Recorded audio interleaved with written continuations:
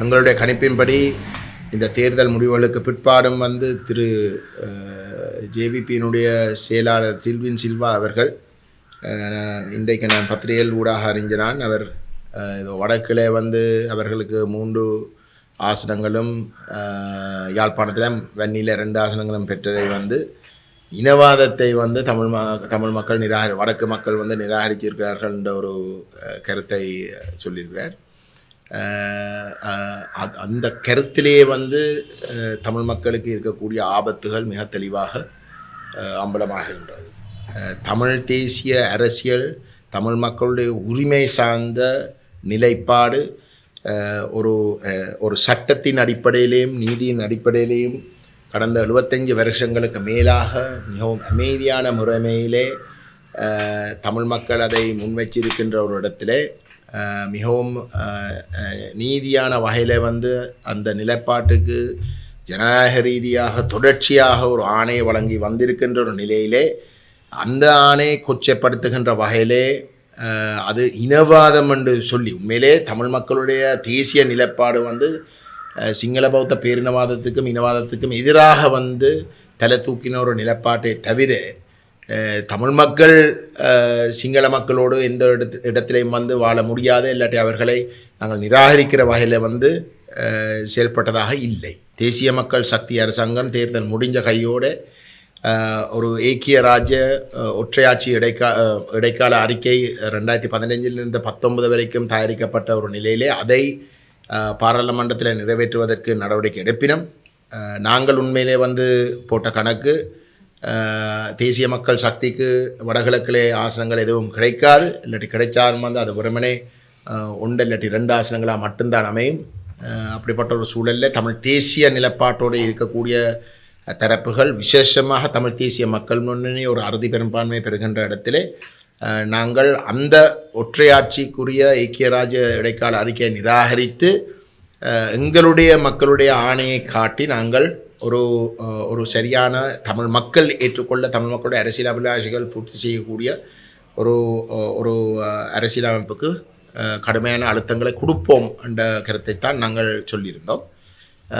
எதிர்காலத்தில் தமிழ் தேசிய மக்கள் முன்னணிக்கு அந்த ஆணை வழங்காவிட்டாலும் தமிழ் மக்களுக்கு வாக்குகள் விழுந்த முறைமையை எடுத்து பார்த்தால் தமிழ் மக்கள் தொடர்ந்தும் தமிழ் தேசியத்தோடு உறுதியாகத்தான் இருந்திருக்கிறார்கள். அவர்கள் எந்த ஒரு இடத்திலையும் அந்த நிலைப்பாட்டில் இருந்து விலகவில்லை என்றது நிரூபிக்கப்பட்டிருக்கின்ற ஒரு சூழலிலே அந்த தேசிய மக்கள் சக்தி கொண்டு வர விரும்புகின்ற ஒற்றையாட்சிக்குரிய ஐக்கிய ராஜ்ய அரசியலமைப்பை எதிர்த்து நாங்கள் ஒரு அழுத்தங்களை ஏற்படுத்தி தேசிய மக்கள் சக்தியை தமிழ் மக்களுடைய தமிழ் தேசிய நிலைப்பாட்டை அங்கீகரிக்கின்ற தமிழ் தேசம் அங்கீகரிக்கின்ற தமிழ் தேசத்துடைய சுயநிர்ணய உரிமையின் அடிப்படையிலே உருவாக்கப்படுகின்ற ஒரு சமஷ்டி தீர்வை எட்டுவதற்கான ஒரு ஜனநாயக ரீதியான போராட்டங்களாக இருக்கலாம், அழுத்தங்களை கொடுக்கறதுக்குரிய பல தளங்களாக இருக்கலாம். அது அனைத்தையும் உருவாக்குவதற்கு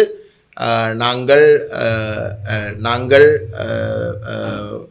செயல்பாடுகளை முன்னெடுக்க இருக்கின்றோம். அந்த செயல்பாடுகளோடு ஒத்துப்போகிறதுக்கு தயாராக இருக்கக்கூடிய அனைத்து தரப்புகளோடையும் நாங்கள் செயல்பட தயாராகவும் இருக்கிறோம். விசேஷமாக இந்த ஒற்றையாட்சி அரசியலமைப்பு ஏக்கிய ராஜ்ய அரசியல் இடைக்கால அறிக்கையை வடகிழக்கில் தமிழர் தாயகம் ஏற்றுக்கொள்ளாது என்ற செய்தியை முதல் கட்டமாக அமைதியான முறையிலேயும் ஜனநாயக ரீதியாக வெளிப்படுத்துவதற்கும் அதுக்கு மேலதிகமாக அதை நிராகரித்து அதை தொடர்ந்தும் தமிழ் மக்களுடைய எதிர்ப்பை நிராகரித்து தொடர்ந்தும் அந்த அரசியலமைப்பை தான் தமிழ் மக்கள் மீது திணிப்பதற்கு பாராளுமன்றத்தில் நடவடிக்கை எடுக்கப்பட்டால் அந்த முயற்சியையும் தோற்கடிப்பதற்கு நாங்கள் தீவிரமாக நாங்கள் எங்களுடைய கருத்துகளையும் எங்களுடைய வாக்குகளையும் நாங்கள் பயன்படுத்துவோம். எங்களோடு அந்த நிலைப்பாட்டோடு ஒத்துப்போகக்கூடிய அனைத்து தரப்புகளோடு இணைந்து நாங்கள் இந்த விடயத்தை கையாள்வதற்கு நாங்கள் தயாராக இருக்கின்றோம். அதுக்கு நாங்கள் ஒரு அரைக்கூவலும் நாங்கள் விடுக்க இந்த சந்தர்ப்பத்தை பயன்படுத்தி விடுக்க விரும்புகின்றோம்.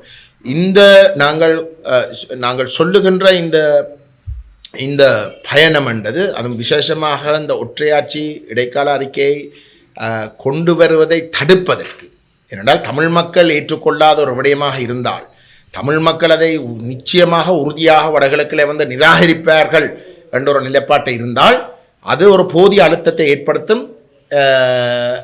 தேசிய மக்கள் சக்தியுடைய அரசாங்கம் அந்த பாதையை கைவிட்டு, அந்த ஏக்கியராஜ இடைக்கால அறிக்கையை கைவிட்டு ஒரு முழுமையாக நேர்மையாக ஒரு சமஷ்டி ஆட்சி முறையை ஏற்படுத்தக்கூடிய தமிழ் தேசம் அங்கீகரிக்கின்ற ஒரு ஒரு ஒரு அரசியலமைப்பை உருவாக்குறதுக்குரிய ஒரு புதிய மேடை ஒன்றை உருவாக்கும் அந்த நம்பிக்கை நமக்கு இருக்கு. ஏனென்றால் இன்றைக்கு இலங்கை அரசு சர்வதேச மட்டத்திலேயும் பொருளாதார ரீதியாக ஏதோ ஒரு வகையில் இந்த நாட்டை கட்டியெழுப்பதாக இருந்தால் சர்வதேச சமூகத்துடைய ஒத்துழைப்போடு அதை கடைசி வரைக்கும் செய்ய முடியாது. சர்வதேச சமூகத்துடைய ஒத்துழைப்பாக இருந்தால் வந்து சர்வதேச சமூகத்துடைய பொருளாதார ரீதியான உதவிகள் ஸ்ரீலங்காவுடைய இனப்பிரச்சனை தீர்க்கப்பட்ட ஒரு ஸ்திரத்தன்மை ஒன்றை உறுதிப்படுத்தக்கூடிய ஒரு சூழலில் மட்டும்தான் அது போதிய அளவாக கொடுபட போகுது. அரசாங்கம் முன்னெடுக்கின்ற செயல்பாடுகள் நாங்கள் ஏற்றுக்கொள்ளுகின்ற விடயம் அல்ல. அதை எங்களை பொறுத்தவரையில் இன்றைக்கு அனுரகுமார திசாநாயக்கும் தேசிய மக்கள் சக்தியும் ஒரு புதிய அரசியலமைப்பாக அவர்கள் எண்ணி இருக்கின்ற வரவு வந்து நாங்கள் முழுமையாக எதிர்க்கிற ஒரு வரவு.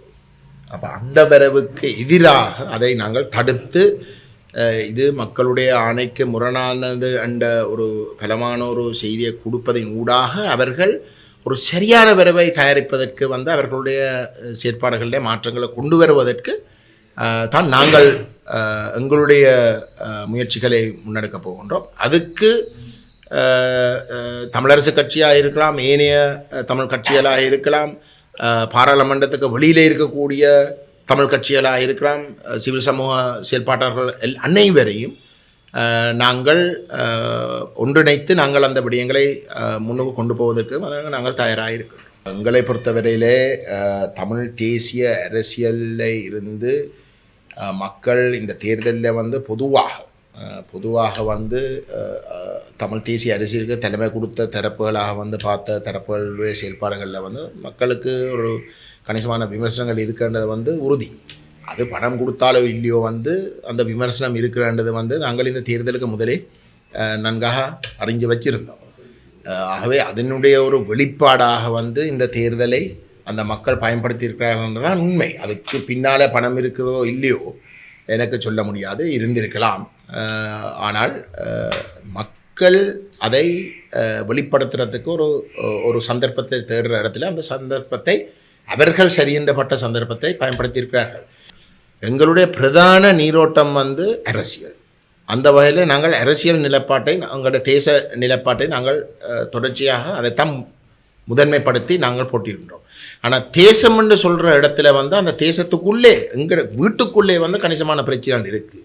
அந்த பிரச்சனையில் இன்னும் பெருசப்படுத்துகிற வகையில் வந்து நாங்கள் எந்த ஒரு இடத்துலையும் வந்து அனுமதிக்க போகிறது இல்லை. அந்த பிரச்சனையில் அந்த வேறுபாடுகளை இந்த அளவுக்கு குறைச்சி நாங்கள் ஒரு நல்லிணக்கத்தை வந்து நம்முடைய மக்கள் மட்டத்திலேயும் இருக்கிற பாதிப்புகளை வந்து நிவர்த்தி செய்து நாங்கள் ஒரு நிலைமை உருவாக்கணும்னு தான் நாங்கள் பார்க்கலாமே தவிர இன்னும் கோபங்களை வந்து அதிகரிக்கிற வகையில் வந்து நிலப்பாடுகளை வந்து முன்வைக்கிறதை வந்து நாங்கள் ஏற்கப் போவதில்லை. தேசிய நிலைப்பாடு, எங்களோட அரசியல் நிலைப்பாடு, சிங்கள தேசத்தோடு இருக்கக்கூடிய பிரச்சனையை முன்னிலைப்படுத்துகிற இடத்துல அதில் வந்து இணங்கினாலும் வந்து மற்ற விஷயங்களில் வந்து பிரச்சனைப்பட்டாலும் வந்து நாங்கள் ஏற்க முடியாத ஒரு இடம். என்னென்னா தமிழ் தேசம் என்றால் சிங்கள தேசம் எங்களை அழிக்குது, ஒரு இனஅழிப்பு செய்யுது. ஆனால் தமிழ் தேசத்தில் அழிவுக்கு வந்து நாங்கள் உள்ளேயும் வந்து நாங்கள் கணிசமான பிரச்சனைகளை உருவாக்கலாம்.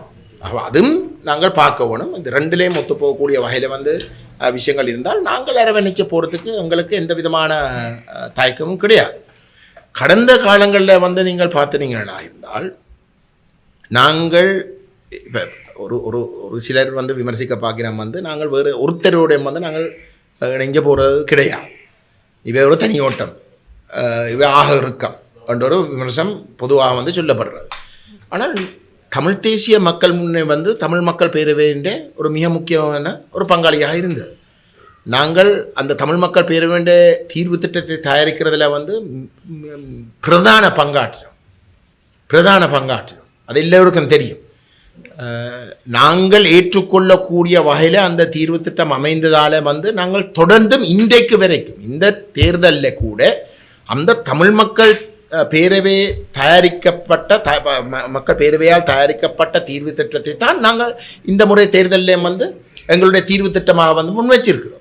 அது தொடர்ந்து வந்து தீவிரமாக வந்து மக்களால் வந்து ஒரு தீர்வு அடையக்கூடிய ஒரு சூழலை ஏற்படுத்துவதற்காக தான் நாங்கள் அந்த அந்த அந்த முயற்சியை மேற்கொள்கிறோம்.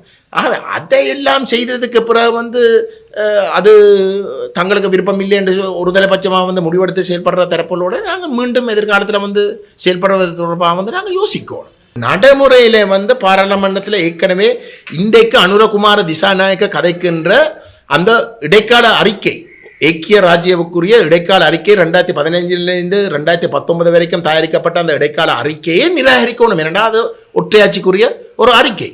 அந்த விசேஷமாக நடைமுறையில் இருக்கக்கூடிய அந்த ஒற்றையாட்சி அறிக்கையை நிராகரிக்க சொல்ல மற்ற எல்லாரும் வந்து உண்டாகி சொன்னவை அதை நிராகரிக்க இயலாது. கொள்கையில் வந்து ஒற்றையாட்சி நிராகரிப்பு, நடைமுறையில் இருக்கக்கூடிய ஒற்றையாட்சி இடைக்கால அறிக்கை ஐக்கிய ராஜ்ய அறிக்கையை வந்து நிராகரிக்க இயலான்னு சொன்னால் அதை எப்படி ஏற்றுக்கொள்ளலாம்? இந்த ஏக்கிய ராஜ்ய அரசியலமைப்போன்ற வர இருக்கிற ஒரு நிலையில் இதை நிராகரித்து அனுரகுமார திசாநாயக்கருடைய அரசாங்கத்துக்கு ஒரு அழுத்தத்தை கொடுத்து தமிழ் மக்களுடைய இனப்பிரச்சனை தீர்வுக்கு ஒரு சரியான தமிழ் மக்கள் ஏற்றுக்கொள்ளக்கூடிய தமிழ் தேசிய நிலப்பாட்டை உறுதியாகவும் எந்த விதமான மயக்கமும் இல்லாமல் வெளிப்படையாக ஒரு தீர்வாக முன்வைக்கக்கூடிய ஒரு முயற்சி முன்னெடுக்கப்பட்டால் அதுக்கு எங்களுடைய ஆதரவு இருக்கும். அந்த நிலைப்பாடுகளோடு ஒற்றையாட்சி ஐக்கிய ராஜ்யவை முற்றுமுழுதாக நிராகரித்து தமிழ் தேசம் அங்கீகரிக்கப்படுகின்ற ஒரு சுயநிர்ணய உரிமையை அனுபவிக்கக்கூடிய ஒரு சமஷ்டி தீர்வை வெளிப்படையாகவே ஏற்றுக்கொள்ளுகின்ற ஒரு முயற்சியை அனுரகுமார முன்னெடுத்தால் நாங்கள் அனைவரையும் அரவணைச்சு நாங்கள் இதில் போகிறதுக்கு நாங்கள் தயாராக இருக்கிறோம். வடகிழக்கில் வந்து என்பிபிக்கு கணிசமான ஆசனங்கள் தமிழ் மக்கள் மட்டத்தில் பெறவில்லை. அதுதான் நான் சொல்ல வரேன். யாழ்ப்பாணத்தில் வந்து அது ஒரு பிரச்சனையை உருவாக்கி இருக்கு. ஏன்னா யாழ்ப்பாணத்தில் வந்து இன்றைக்கு இருக்கக்கூடிய வாக்கு முறை, அந்த தேர்தல் முறைமை வந்து என்பிபிக்கு வந்து கணிசமான கூடுதலான ஆசனங்களை அந்த முறையில் கொடுத்தேன்னா கழிவு வாக்குகளில் வந்து ஒரு கொஞ்சத்தால் வந்து தமிழ் கட்சிகள் பெரும்பான்மை எடுக்கக்கூடிய சந்தர்ப்பத்தை வழங்கவில்லை. அது தவறினது, ஒரு சில வாக்குகளால் தவறினது. அதால் தான் இந்த பின்பத்தை வச்சு கொண்டு இன்றைக்கு என்பிபி சொல்ல பார்க்குறது வந்து வடக்கில் வந்து தமிழ் தேசிய நிலைப்பாட்டை வந்து இனவாதமாக சித்தரித்து அதை மக்கள் நிராகரிச்சிருக்கிறதாக காட்ட பார்க்கிறான். சர்வதேச சமூகம் வந்து அந்த நிலைப்பாட்டோட அந்த நிலைப்பாட்டை இந்தளவு ஒரு மேலோட்டமாக ஒரு ஆழமாக பார்க்காமல் வந்து அதை நம்புவார்கள் என்று நாங்கள் நினைக்கவில்லை. இந்த விடயங்களை தெளிவாக்குறதுக்கு மற்ற தரப்புகளோடையும் வந்து நாங்கள் சரியான வகையில் இந்த சர்வதேச சமூகத்துக்கு சொல்கிறதுக்கு நாங்கள் தயாராக இருக்கிறோம். அது இல்லை, பிரச்சனை இல்லை. பிள்ளையான தரப்பு வந்து இதை பிள்ளையாக சித்தரிப்பதை சரிப்படுத்துறதுக்கு வந்து நாங்கள் எப்பவும் தயாராக இருக்கிறோம். அது யாரோடையும் சேர்ந்து வந்து நாங்கள் அதை தெளிவுபடுத்துறதுக்கு தயாராக இருக்கிறோம். பிள்ளையான தரப்பு கடந்த காலில் தமிழ் தேசியம் பேசி ஒரு பிள்ளையான சித்தரிப்பை கொடுக்கறதுக்கும் நாங்கள் இந்த ஒரு இடத்துல தவறுண்டா தவறாக வந்து காட்டுறதுக்கும் நாங்கள் தயங்கவில்லை.